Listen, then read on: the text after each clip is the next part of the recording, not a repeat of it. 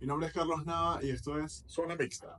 Bueno, aquí estamos con Víctor Ocone. Víctor, bienvenido a nuestro espacio, a la casita naranja, nuestro segundo invitado. Así que bueno, nada, vamos a hablar un poquito de béisbol, de periodismo, de experiencias, entrevistas. Así que nada, el plano es tuyo. Bueno, muchísimas gracias, Carlos, por esta invitación. Sobre todo ser parte de este proyecto y de esta nueva iniciativa a través de un espacio donde, bueno, vamos a hablar de lo que nos gusta y que todo fluya. Es así. Creo que es importante que uno hable de lo que nos gusta, ¿verdad? Sí, Porque hay mucha gente quizás que está pensando lo mismo que nosotros o quiere escuchar eso, que no es una entrevista clásica, ¿no? Bueno, ¿cómo comenzaste? ¿Qué hiciste? Sino que vamos a hablar, vamos a conversar y Víctor, aprovechando esto, ¿tú estás acostumbrado a ser entrevistado? yo no. No, no, hermano, yo estoy siempre de Siempre este de este lado. lado. Y bueno, Ya ser entrevistado, sí he tenido oportunidades, pero no, que no. y bueno, en esa costumbre de estar de este lado, cuéntame más o menos qué entrevistas recuerdas, qué jugadores, qué personajes dijiste, wow, qué increíble esta entrevista que hice, o qué más te llenaste. Bueno, mira, yo modestia aparte tengo ya más de casi 20 años de Wow. ejercicio periodístico y en todo lo que ha sido, ¿no? Mi carrera, sobre todo en el béisbol, y digo sobre todo en el béisbol porque lamentablemente, hoy lo puedo decir así, solamente me especialicé en el béisbol. Sí, el deporte que nos mueve a los venezolanos, Sí. pero me hubiese hoy, ya después de tanto tiempo, me hubiese querido también especializar en otras disciplinas, ¿no? Pero ya respondiendo a tu pregunta de esos entrevistados icónicos que yo he podido hacer, mira, te menciono a David Ortiz, mi papi, Wow. Vladimir Guerrero, Iván Rodríguez, te estoy hablando de tres salones de la fama, por supuesto Miguel Cabrera, futuro miembro del Salón de la Fama. Eh, Creo que, no sé si recuerdas a un lanzador que se llama, o sea, sí, se llama Dennis Eckersley, Ok, eh, famoso por sus por bigotes el bigote. en esa era de los 80 70 80 de los Atléticos de Oakland. Tuve la oportunidad de entrevistarlo en Kansas City en el 2012, otro miembro del Salón de la Fama, jugó aquí con Tiburones de la Guaira. Y bueno, para ustedes contaron los peloteros de la Liga Venezolana de Béisbol Profesional, José Altuve, Salvador Pérez, todas esas grandes estrellas que nos impulsan y que mantienen el nombre de Venezuela en alto en esta disciplina. Y en 20 años, los nervios se te quitan. Sí, Sí, se te sí, quitan. Ya, ya, ya, ya es un tema, incluso nosotros los periodistas hacemos juego de que ya los peloteros hablan en modo cassette. Ya tú sabes lo que te van a decir. sabes que estaba viendo bueno, casualmente una entrevista tuya que decías que ya tú sabes más o menos, o sea, tú preguntas sabiendo la respuesta. Sí, ya después de un tiempo, por supuesto, eso se va curando y uno se va curtiendo en ese sentido.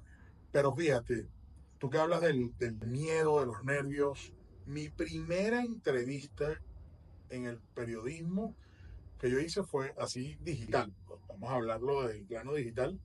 Fue Robert Pérez. Nada más y nada menos. A la pared negra en el estadio universitario. Y yo hoy en día veo esa entrevista y me da risa, Estar por aquí supuesto. a su disposición, pues, Deira. ¿Qué se siente luego de tantos años formar parte, si se quiere, de los grandes jugadores que han pasado por nuestra liga? No, bueno, siempre lo. Esto, de todo lo que uno va Evolución. evolucionando y sobre todo lo que uno tarda para terminar de hacer una pregunta de cómo te sientes. Sí. Eso es lo típico, que incluso yo hoy en día trato de decirle a los muchachos con quien trabajo y que les toca hacer trabajo de campo, que no le pregunten a los peloteros o a los deportistas en general cómo se sienten ante tal situación. Por supuesto que se sienten bien. Sí, Y eso es un error que siempre se está cometiendo. Bueno, mira, entraste al Salón de la Fama, ¿cómo te sientes? No te va a decir que se siente mal. sí. Pero bueno, esa entrevista para mí con Robert Pérez, por supuesto, fue el punto de inicio, esa patada inicial de todo lo que ha surgido en todos estos años, afortunadamente, y le doy gracias a Dios de darme esa dicha. No, y muchas veces, a ver, uno también habla como fanático, ¿verdad? Que yo digo, mira, es fácil, ¿sabes? Tú dices, no, o sea, tu trabajo es estar ahí y de repente llegas al momento de que tienes que hacer una entrevista, ya más o menos tienes la pregunta. Y hace poco tuve la oportunidad de trabajar para un medio digital Ok. en el partido de Vinotinto, que fue ahorita en Maturín frente, este, A Perú. frente a Perú. Y me tocó, tuve el honor de entrevistar a Salomón Rondón. ¿Cómo te sentiste? Y la verdad es que yo lo tenía enfrente, era en zona mixta casualmente. Y yo todo lo que tenía en la mente se me borró, me puse completamente en blanco Suele pasar. porque tienes a Salomón Rondón, ¿no? Sí. Nada más y nada menos para mí el mejor jugador de la historia del fútbol venezolano. Y me imagino que bueno, que yo digo, eso debería quitarse, no debería Bueno, quitarse. mira, Cuando tienes a Miguel Cabrera, que tú dices, fíjate, la única entrevista de todas las que yo he hecho que tuve que pedirle disculpas al entrevistado fue Andrés Galarraga.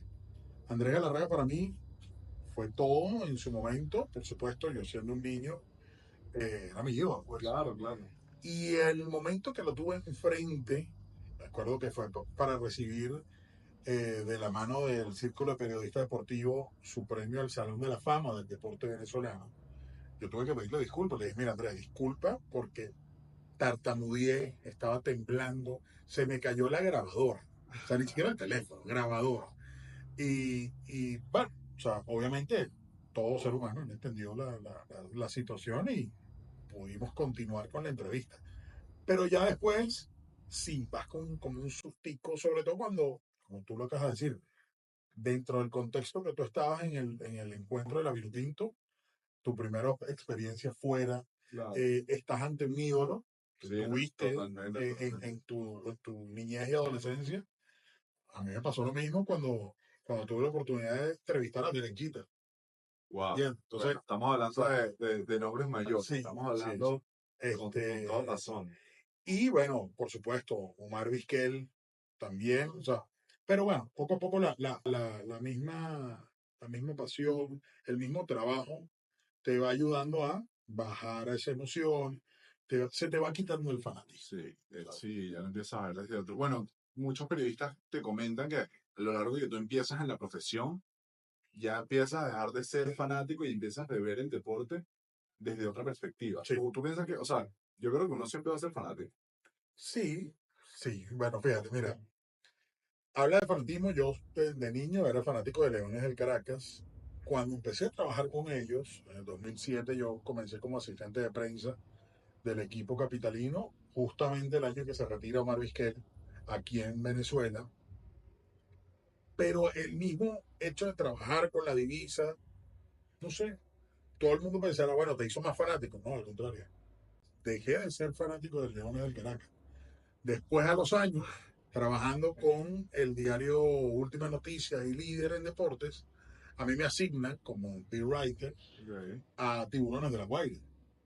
Y te estoy hablando de ese Tiburones de la Guaira del 2011, 2012, que llegaron a ir a esa final contra Tigres de Aragua. Y yo me hice fanático ahí, entre comillas, de Tiburones de la Guaira. Cualquiera te dirá, bueno, qué pastelero es.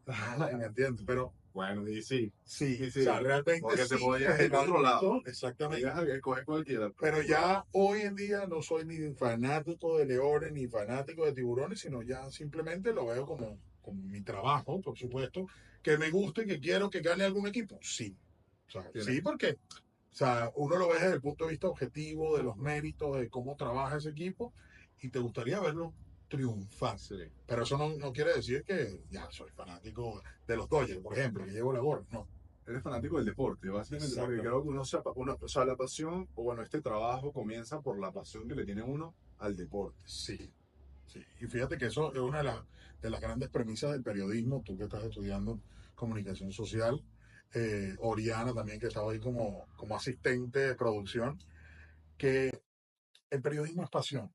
Sin duda. Si tú no tienes pasión por lo que estás haciendo, sea algo deportivo, sea en el aspecto político, económico, de arte y espectáculo, lo vas a ver esto como eso, como un trabajo, no como una pasión. Y por eso es que nosotros, los periodistas, primero decimos que, bueno, estamos destinados sí triunfar, pero en el aspecto económico no tanto, porque, bueno, Ya, ya es vamos a una llegar a eso, profesión que no es muy bien remunerada de cierta forma, pero lo que nos mueve es la pasión. tal cual. Y bueno, eso es lo que nos hace, digamos que, diferenciarnos entre los atletas y el aficionado. Sí, Esa pasión por el deporte, más no por un equipo, pero que a la vez tienes que sintetizarla para que todo el mundo la reciba bien vista. O sea, sí, es trabajo dificilísimo. sí. Bueno, fíjate, mira, yo he tenido la oportunidad, gracias a Dios también, no solamente de trabajar en el área impresa, que fue lo que digamos, me inicié, sino también en radio, en televisión. Hoy en día estoy en un medio digital, pero un gran amigo, Enrique Rojas, periodista de ESPN, siempre dice que cuando hablan mal de ti, porque te vinculan a un equipo, tú siendo narrador o comentarista, es que lo estás haciendo bien. A mí más de una vez me han dicho por Twitter, o en su momento Twitter, ahora es X, tú eres del Caracas, tú eres de La Guaira, tú eres de este equipo, porque hablas bien de este equipo y hablas mal de este equipo. Estás haciendo bien tu trabajo. Y das en un punto clave que yo creo que por eso esta entrevista es tan valiosa para el canal, porque somos, bueno, el periodista, ¿verdad? Es un protagonista en oculto del deporte. Sí, Y lo que le aporta el periodista al deporte es básicamente todo lo que consume el aficionado. Y muchas veces no lo entendemos así o le quitamos mérito a los periodistas, pero la realidad es que somos el enlace para que la eres gente el medio. disfrute. Eres el medio Exacto. para que la gente disfrute de lo que le gusta. Sí, ahí eso hay que llevarlo, hay que saberlo llevar, hay que saber tener los pies sobre la tierra, porque No, hay una línea muy delgada de lo que es, que uno es el medio para llegarle a un pelotero, a un futbolista, a un literato, dependiendo del entrevistado que tú tengas claro. enfrente, a el vivismo.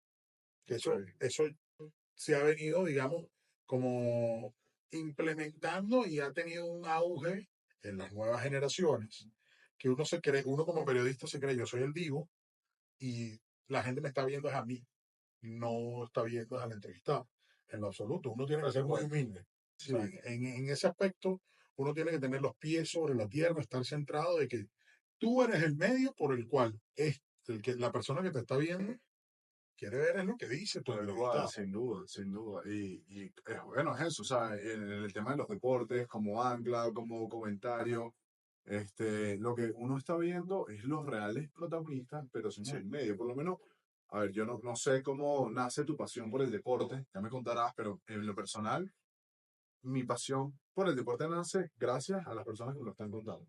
Sí, bueno, fíjate, yo toda la vida hice béisbol, desde chamo, y tal cual, cuento de niño venezolano, me lesioné La rodilla. sí, tal cual, la rodilla jugando baloncesto en el colegio, pero siempre quise estar de cerca al béisbol.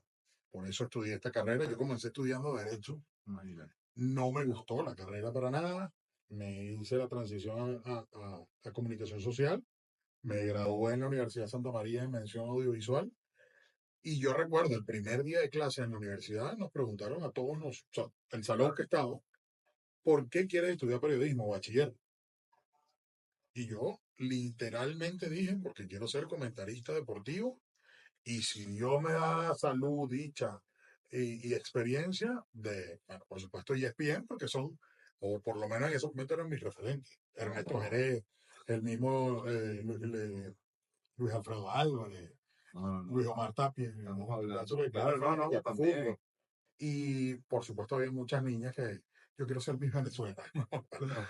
Pero el hecho es que siempre quise estar vinculado al béisbol. Por supuesto, uno tiene que pasar un proceso de educación y de aprendizaje de la carrera, porque eso es lo que hoy en día, lamentablemente, muchas veces vemos que como tenemos un acceso tan inmediato a esto, que es la pantalla, un teléfono celular, ya todo el mundo se cree periodista.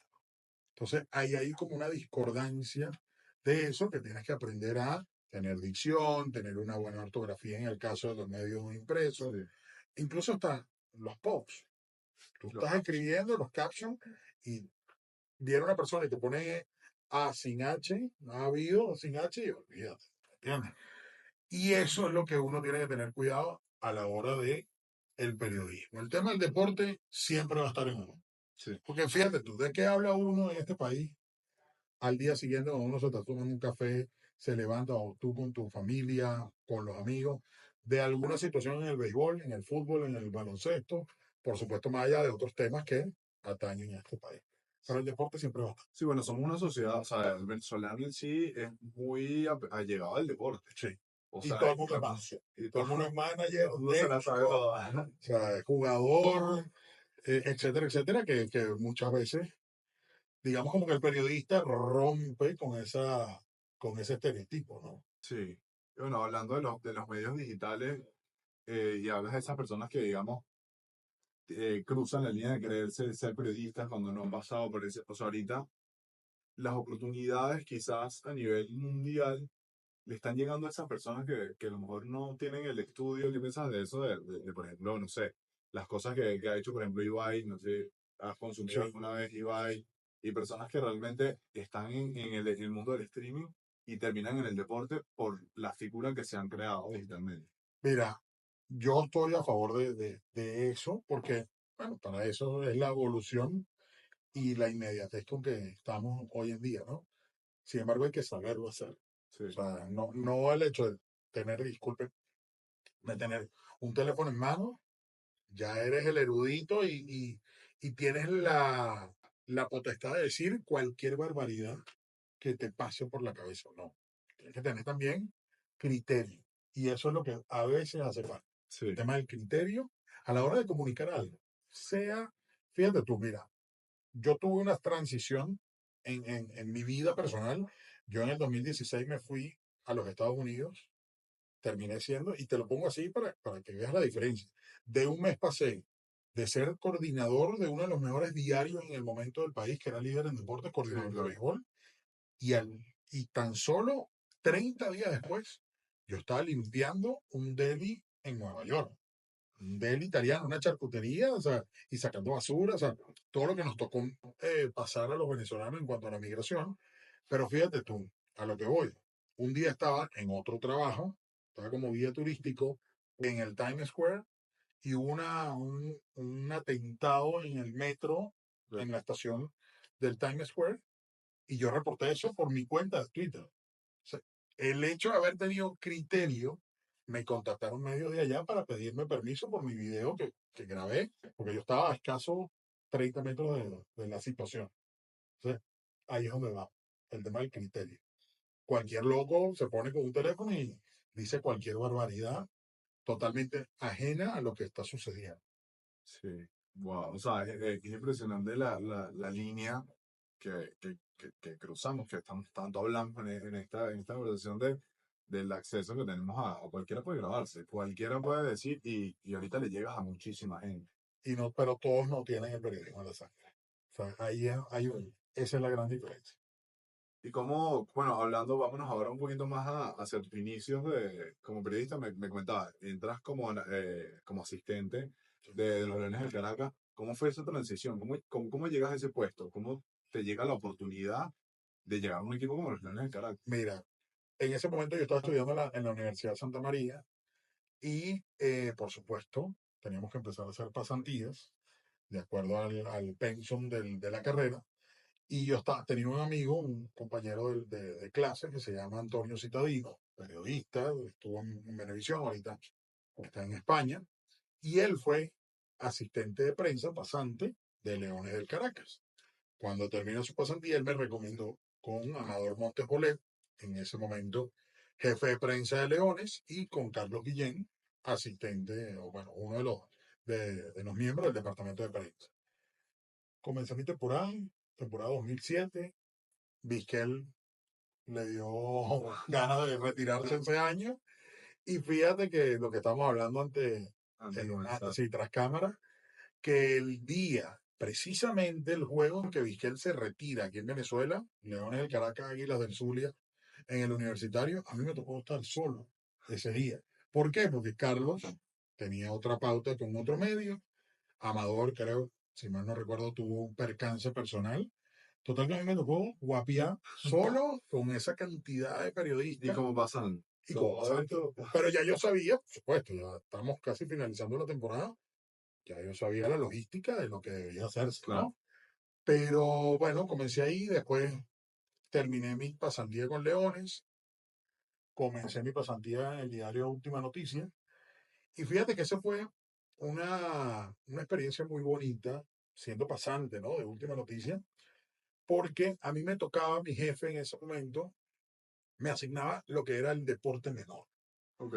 Todos los domingos había un encartado en Última Noticia, que se llamaba El Deportivo, y todos los domingos salía en la página 2 del Deportivo una página dedicada al deporte menor. Y yo solo, o sea, yo tenía que ingeniármelas cómo cubrir estas pautas. No como hoy en día, que ya tú llamas por teléfono y ya, no, yo tenía que sacar. Y no lo tenías tan a mano. No, porque no existía esto. Exacto. O sea, tú hoy en día te metes en Instagram y ves Academia de Fútbol, no Sí, tal sé, cual. Carlos Nava y ya te la sí, aquí yo tenía que abrir mi página amarilla Y empezar a y llamar. empezar a llamar, no sé, la Academia de Karate de San Luis, la Academia no sé, de Gimnasia Rítmica en Bellomonte, y yo iba con mi fotógrafo del periódico, por supuesto, Claro. a hacer estas pautas, y de verdad que el hecho de transmitirle eso a la sociedad y de plasmarlo, por supuesto, en el diario, en ese entonces, más vendido de Venezuela, que era la Última Noticia, Sí, sí. y que el niño, el papá, viera a su hijo en estas páginas, Impresionante. para mí, y creo que eso es algo que se ha perdido, el hecho de cubrir nosotros como periodistas deportivos el deporte menor, eso siempre te va a llenar a ti como persona y sobre todo a la sociedad, porque bueno, estamos atacando un nicho que quizás se ha quedado un poco olvidado en el camino, ¿no? No, y al final es el futuro. Son los, o sea, el futuro ídolo de tus hijos está ahí. Exactamente. El futuro ídolo de la ¿Sabes? sociedad está ahí. Próximo Salón de la Fama, el No lo próximo, o sabemos. sea, jugador del Real Madrid, quién sabe. Pero bueno, continuando con esto, esta trayectoria en mi carrera, después comencé a ser redactor de béisbol, por supuesto. Tuve la dicha de siempre cubrir el deporte que yo me especialicé, Claro. que es el béisbol. Y de ahí en adelante, bueno, siempre de la mano con el periodismo impreso, sí tenía mi destajo, tenía presencia en radio. En ese momento trabajaba en el circuito X, Ok. con lo que se llamaba DirecTV Sport Radio. Wow. Estaba con una gran compañera, Meche Celta. Un fuerte abrazo a Meche. Y de ahí, bueno, realmente vine a hacer televisión fue después que regreso a Venezuela. ¿Y en Estados Unidos hiciste televisión? Estando allá. No, hacía era, o sea, yo estaba como corresponsal de cierta forma Ok. del diario Libre, pero allá, bueno, mira, me tocó cubrir eh, juegos en el Yankee Stadium, juegos en el estadio de los Mets, el Citi Field, fui a juegos de estrella en Washington, en el hoy Lone Depot Park en Miami. O sea, me tocó cubrir varias cosas, incluso hay un libro que yo escribimos a varias manos en Última Noticia sobre los 70 años del béisbol profesional venezolano. Este año, por cierto, se cumplen 80 años. Sí. Que ese libro está en Cooperstown, en el Salón de la Fama, en la biblioteca de Cooperstown. Hice la gestión, pasó su tiempo de estudio del libro y bueno, allá está. Bueno, pero ya eres parte del miembro de la fama, del Salón de la Fama. Bueno, afortunadamente. Afortunadamente. Sí, sí, sí. Y bueno, allá lo que hacía era eso, sí. O sea, cubría mis pautas como corresponsal, enviado para acá, para Venezuela. Tuve ciertas invitaciones a programas allá, pero fíjate tú, no hablar de béisbol, hablar era de fútbol. Cuando yo nunca cubrí fútbol, me acuerdo que fui a un programa, ahorita no recuerdo el nombre, pero el canal era donde tiene Jaime Bailey. Ok. Y bueno, hablar del Mundial del 2018 de Rusia. Y yo, bueno, vamos a hablar de fútbol, ¿no? Está bien. Lo importante que es estar metido en todo, ¿no? Sí, O sea, y sobre todo en el deporte. Tú tienes que estar, o sea, dígame, por ejemplo, he escuchado muchos periodistas que son periodistas de fútbol y de repente les toca cumplir las Olimpiadas. Y tienes mira, que estar metido en todo. el periodista deportivo tiene la capacidad y la versatilidad de hacer cualquier cosa. Sí, yo Son pienso igual. o sea, bueno, fíjate, una anécdota. Cuando yo estaba comenzando de pasante en Última Noticias, a mí me asignaron el Mundial de Béisbol Femenino. Ok. ¿Ok? Estamos hablando de 2008, 2009, si mal no recuerdo. Ese año, en ese Mundial hubo un suceso que a una jugadora de China o China Taipei le dieron un tiro. Wow. Y a mí me tocó cubrir eso, por supuesto, solapar lo que era la parte deportiva, pero también la parte de suceso. Bueno, claro, al final Fíjate tú, o sea, el gen periodista salió completamente. totalmente. Entonces, por eso te digo, el periodista deportivo, en comparación y mi respeto a los que están en otras áreas y otras disciplinas, tiene la versatilidad de descubrir cualquier pauta, cualquier ámbito, sea político, sea económico, sea de arte y espectáculo, pero casualmente el deporte te da eso. Creo que también parte mucho de que el deporte es muy libre. Sí, O sea, tú tienes mucha libertad en el sentido de cómo comunicas, ¿verdad? O porque, bueno, el deporte creo que es muy pasional, es muy sentimentalista, entonces creo que atacas al ser humano en otras áreas del, no sé, como la concepción de la información, quizás. No sé si me explico. sí. Siempre hay Entonces, que buscar el lado humano. te da la facilidad de, de adaptar. Totalmente, totalmente. Y eso es lo que te hace a ti o hace a uno distinto a tu semejante. Es buscarle el lado humano, por lo menos con esta entrevista, Sí, o con las que te vengan de aquí en adelante. Buscarle el lado humano y el lado distinto a lo común. sin duda, sin duda. Yo creo que Y eso es importante. bueno, uno de los pilares de este canal es que tenemos que conocer a las personas por lo que son, ¿verdad? O sea, que el lado humano, porque muchas veces, no sé, por decirte, tuvimos a David Souto, ex tenista profesional, y le puedo preguntar muchísimas cosas de su vida tenística, Claro, pero hay una parte de David que la gente no conoce, que es el lado humano, sí, porque los vemos siempre como lo que representa. Pero, epa, a veces nos olvidamos que el deportista también vivió esto. O por ejemplo, totalmente. no sé, por decirte, uno que tuvo un error por ejemplo, en la clasificatoria para el Mundial de Venezuela 2014, Reni Vega, futuro invitado de la casa, se equivoca en el gol contra Bolivia. Él lo vivió, él lo sintió y a veces uno lo amacha. Tal cual. ¿Y el lado humano dónde queda? Él lo vivió, él sabe que se equivocó y a veces se nos olvida como fanáticos. Sí, sí, sí, definitivamente. Y fíjate que esas son las historias que llaman mucho más la atención porque es lo que está detrás. Sin duda. Y eso siempre uno como periodista debe tener como olfato para llegarle a este tipo de entrevistados cuando de cierta forma son polémicos y además que eso es lo que te va a enganchar. Sí, Porque más allá de, por ejemplo, Omar Vizquel, ya tú sabes quién es Omar Vizquel, cuántos guantes de oro ganó, cómo fue su carrera, pero ajá, el Omar Vizquel después fuera de está la fuera cancha. del diamante, exactamente. Entonces, eso es lo que uno siempre tiene que buscar en cualquier entrevista y cualquier aspecto. Y no solo los deportistas, pero creo que también los periodistas, porque muchas veces le ponemos cara a las voces, ¿verdad? De las personas que nos transmiten esta emoción, esta información, y ellos también están viviendo Sí, algo detrás, y por eso es que estás por aquí, para que nos cuentes esa perspectiva. O sea, qué difícil a veces es plasmar lo que tú estás viendo para que el otro lo entienda y al es muy final difícil. el deporte es algo que suceden muchas cosas, hay emociones, o sea, como has vivido, qué suceso importante te ha tocado cubrir así como este del tiro que le tienen a la Mira, jugadora. o sea, más allá de eso, no, gracias a Dios, no, No, bueno, no pasó algún otro suceso no, así. pero eso es importante, tanto emocional, bueno, pues. Bueno, emocional, por supuesto, las finales del béisbol profesional venezolano. Mira, hace 2 años cuando Tiburones se tituló por primera vez después de 37 años, yo tuve la dicha de comentar el último juego abajo en La Guaira, ahí donde está en Macuto, donde está la Noria, con ese gentío y bueno, o sea, verle la cara a la gente, un abuelo llorando con su nieto en brazos de que por fin estoy viendo esto, para mí me tocó. O Sin sea, duda. de verdad que ha sido uno de los momentos más gratificantes en mi carrera. Por supuesto también juegos de estrella en grandes ligas, como te digo. En el 2012 yo tuve la oportunidad de ir a Kansas City, donde se estaba llevando a cabo el juego de estrella de ese año, y ver figuras como Derek Jeter, Chipper John, Prince Fielder, comenzando José Altuve, o sea, iniciando su carrera, el mismo Félix Hernández, o sea, ha sido impresionante. Por ejemplo, hablábamos ahorita de Omar Vizquel.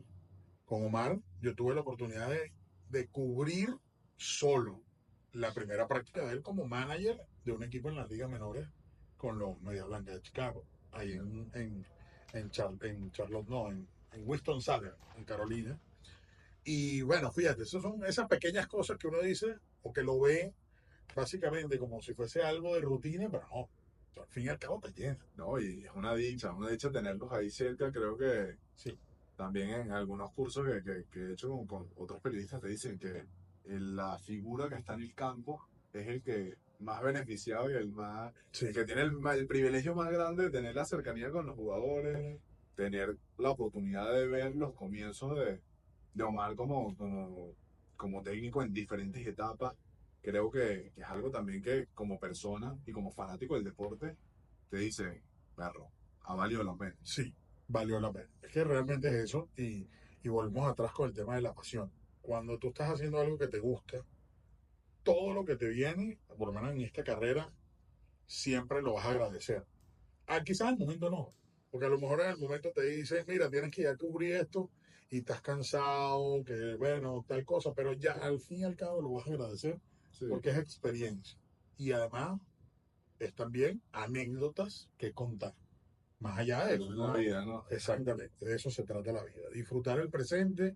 Gracias a Dios yo he tenido la oportunidad y bueno, tengo la oportunidad de tener esa experiencia y de hacer desde el día uno Lo que te digo. hasta hoy en día lo que me gusta, lo que me mueve, unas veces más, otras veces menos, por Nada, supuesto, sin duda. pero de eso se trata, de eso No, se trata. bueno, creo que por lo que nos has contado un poco de tus comienzos fue muy lineal, muy regular, como quizás era en los tiempos de antes de que, bueno, universidad, Sí. pasantía, y vas escalando.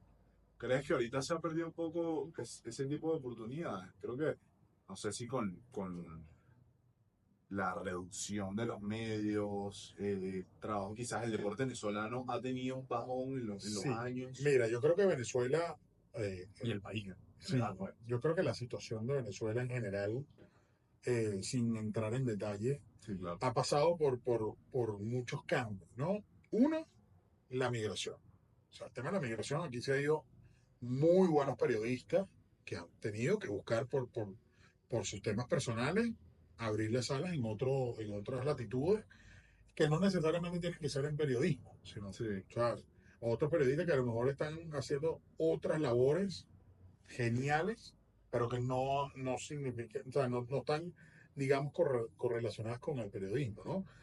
El tema de la situación país económica, por ejemplo, sí, una situación lineal la que viví yo, me gradué, hice mi cierto pasantía, punto. exacto. Hoy en día tú tienes que trabajar y estudiar al mismo tiempo. Entonces, quizás eso te da experiencia personal, pero todavía la experiencia profesional no es como antes. No, Por eso que uno ve, y no me estoy llamando viejo, muchos chamos trabajando hoy en día en medios. ok, sí. Entonces, quizás todavía esa madurez, ese grado de madurez, no ha llegado en comparación a la vieja escuela que ya tú veías a unos caballetes de la profesión, dícese Carlos Feo, Carlos Figueroa Ruiz, entre otros periodistas o miembros del gremio, que no todos son periodistas, que ya con una carrera, ya tú lo veías ahí en el terreno. Hoy en día no, tú ves a muchos chavos, entonces, pero es también porque les ha obligado Sí, la misma situación.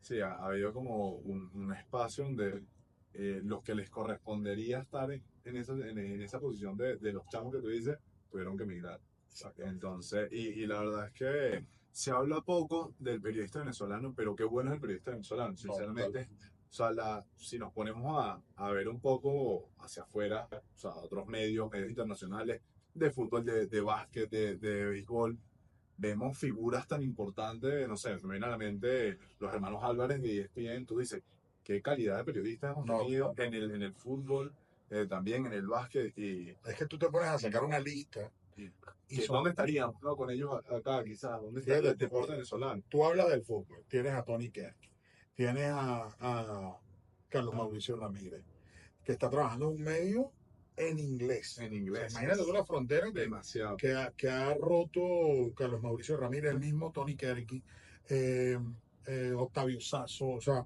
No, Hay sí, sí. una cantidad innumerable.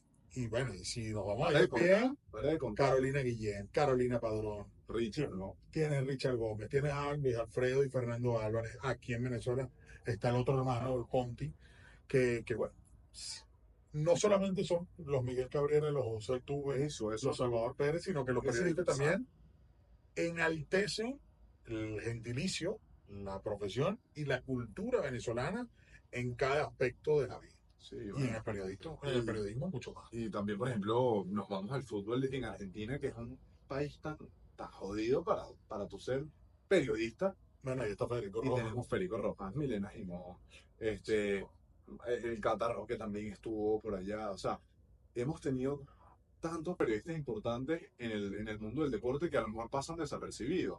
Y hay Sí. mucho potencial y mucho talento en el venezolano. Y qué lástima que, no voy a decir que se están perdiendo, porque no se están perdiendo, No, para nada. pero quizás el mundo del espectáculo y el entretenimiento deportivo aquí en Venezuela sería otra cosa. Sí. Bueno, En una situación relativamente normal, distinta, sí. digamos. Exacto. Normal, sin contar los cambios. O sea, a eso me voy. Y Pero fíjate tú que hablamos de eso y bueno, es el momento que nos tocó y es el momento para nosotros entregar, digamos, como que ese testigo de cierta forma y de nosotros continuar con tal cual. o sea, manteniendo en alto esa barra, ¿no? Y bueno, es el Bueno, momento. y somos los que estamos en Venezuela y tenemos que poner ese nombre en alto también del gremio periodístico del deporte. Totalmente. Me parece que Venezuela en sí tiene mucho talento. Y ahorita en el mundo del deporte se está viendo porque cada vez estamos sacando cada vez, digamos, en el béisbol siempre ha sido muy normal ver a venezolanos, ¿verdad?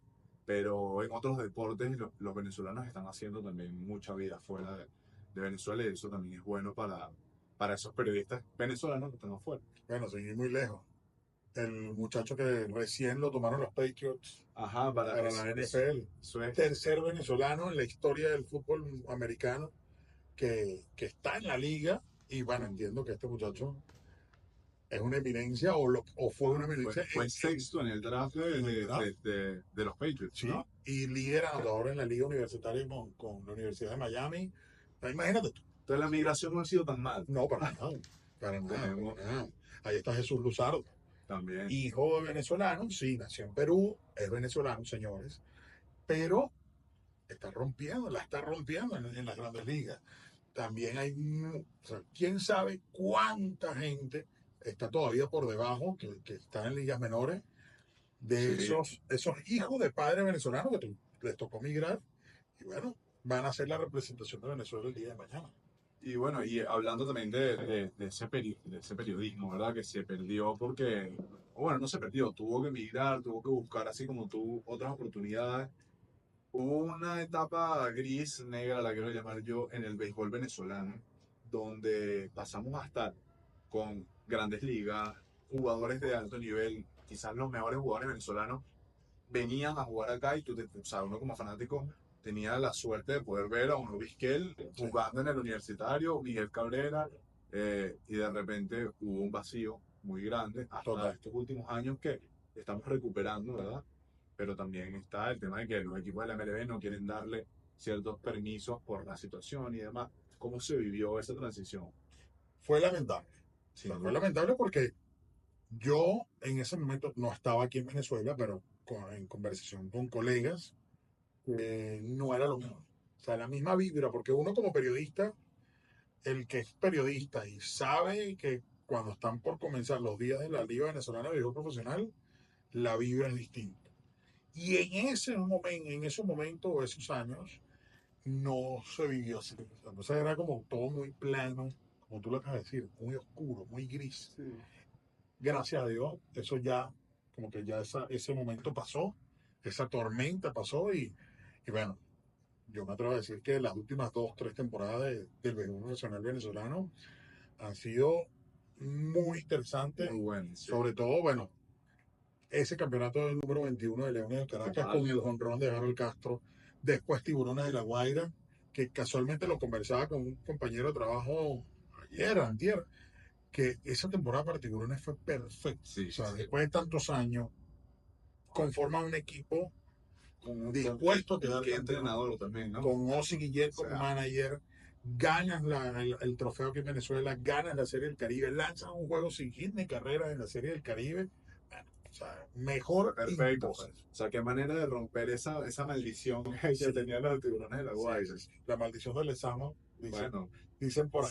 tal cual. Y yo, bueno, yo se lo comentaba y mucha gente lo decía, que, bueno, que el Lezama lastimosamente iba a partir el día que viera a los Leones volver a ganar. Y bueno, Mira, así fue. se murió Chivita y ganaron los Tiburones de la Guaira la Y ya está. Y bueno, pero qué bueno volver a reactivar el deporte Sí, venezolano. sí, sí. No, y eso es fundamental, sobre todo para la nueva generación, que no se pierdan tanto en esto, en los dispositivos, sino también que cojan caña, o Sí, sea, que jueguen, que disfruten de lo que les gusta, del deporte.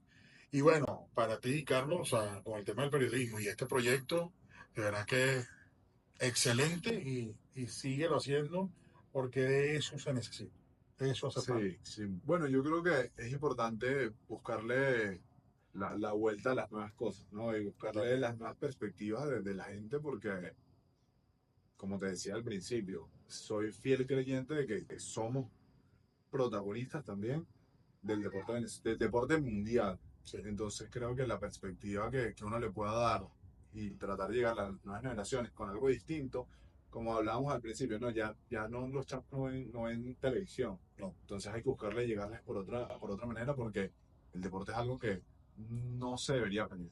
No, para nada. El deporte siempre tiene que estar ahí y sobre todo en esta sociedad venezolana. Como te lo decía, siempre el deporte va a estar inmiscuido en las conversaciones del venezolano. Sin duda. Dígame un Caracas Marcano, No, un Real Madrid-Barcelona, que, igual. ok, no es nuestra liga, pero tanto por nuestros abuelos, nuestros ancestros que vinieron de España, está ahí esa rivalidad.